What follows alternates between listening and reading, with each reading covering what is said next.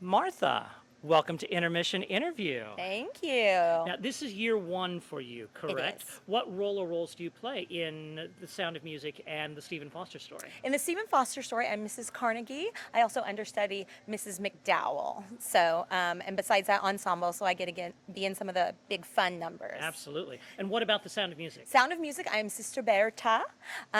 She is the nun who has called Maria out to get out of the abbey. And I also understudy for Mother Abbess. Okay, fantastic.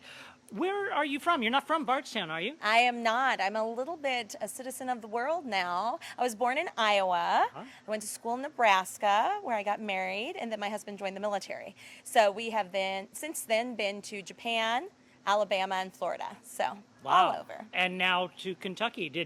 Did his career bring you to Kentucky, or did yours? Mine. He got out of the military, and we just decided to start following my acting contracts for a little bit.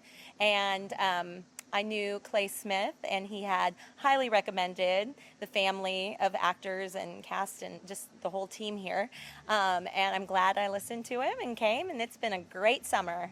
So tell me about your acting life. When did you first start acting? What was the very first role that you can remember? The very first role, I was in a play called Mrs. California, and it was a pageant set in the 50s, and I was Mrs. San Francisco, and I didn't win, but, alas. I think I was a sophomore in high school when I was in that, yes.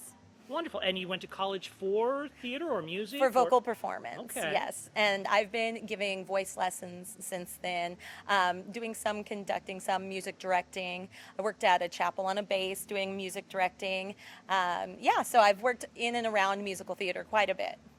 What would you say is different about performing a period piece such as the Stephen Foster story as opposed to a more traditional musical? First thing that comes to mind as a singer is the classical sound. So the tall, pure vowels starting the sound. And then, I think that's what comes to mind most for me is the sound and style of the singing that they want. And then more traditional ones, you have different costumes, easier costumes typically. And then again, the placement's different with the voice and such. Sure. And only slightly different, I suppose, for The Sound of Music. Much the same. Yes, very similar, very similar. Since it was in the 1950s, that still was very much celebrated, that tall, pure vowel sound. And now in more contemporary musicals, they have more of that very forward, nasally almost sound. Had you done Sound of Music before? I have. I have been Mother Abbess, and that's actually where I met Clay Smith, was doing a different production of Sound of Music. Wonderful. Yes. Where do you go from here? Well, not sure yet what is in between. I have a contract for Annie in November, and until then, I have a couple contracts up in the air, but time will tell the life of an actor. Wow. That's a little bit scary.